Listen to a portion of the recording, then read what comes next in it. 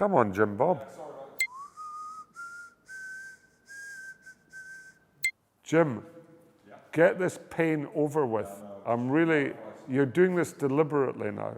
You're doing it deliberately now. You're now starting to annoy me, Jim.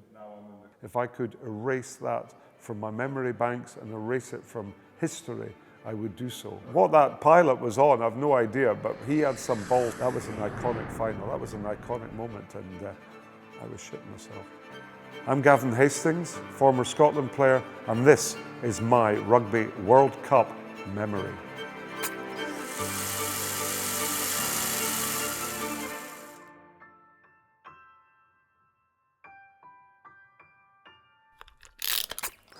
Yeah, '91 World Cup was amazing because we knew that we were obviously going to play all our games at Murrayfield, and that obviously was going to give us a great chance of doing well, playing in your own backyard, so to speak. So I remember first game against Japan, and we never really thought that was going to prove too much difficulty, and so it proved eventually.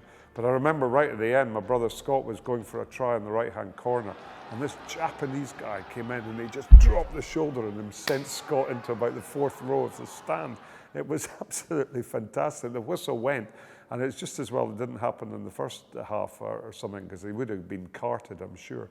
But he survived that. We then had the might of Zimbabwe after that. And then, of course, the Ireland game. That was a big one. We managed to prevail eventually once Finlay had done, he'd stiff-armed Jim Staples, the Irish full-back, and then right from the ensuing knock-on, Gary Armstrong put a ball straight up in the air, and Jim Staples must have seen about 10 balls up in the air, caught 9 of them, but not the actual real ball, and we scored a try from there that basically swung the game Scotland's way. So we had a great session with the Irish after that, and that was the most amazing thing. We played Samoa as well, and I always remember just the dinners that we had after all these games, and we'd go to the local rugby clubs here in Edinburgh, and we'd have a dinner, sit down, and then a few beers. It was an amazing time. It was like being on tour in your own country.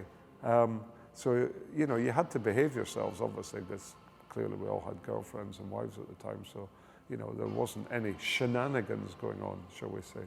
And then we had the rerun of the 1990 Grand Slam, Scotland versus England, and that's all I want to say about the semi-final, because no one wants to talk about it. Oh, it's not an iconic moment. Why don't I just pretend I know what happens? Am I having to see this thing or what? Yeah. Just get it over and done with, will you? Hurry up. So that's the first time I've ever seen that. Oh, it's quite close, isn't it? It's kind of almost in front of the... But I've got my little... I'm building a sandcastle here, and I actually am not sure I want to do it. Looking back now, I'm not sure this is going to go very well in the next 30 seconds, which I'm not very happy about. I do my usual 3 steps back, 2 to the side, and I'm sure Gordon Brown, oh my goodness, we're just about good. That is like in golf, when you just sclaff a shot from about 20 yards away, and there's that poor chap that they focus in Murrayfield, and he's looking, how on earth was it possible to miss that kick? Right, I've had enough of that.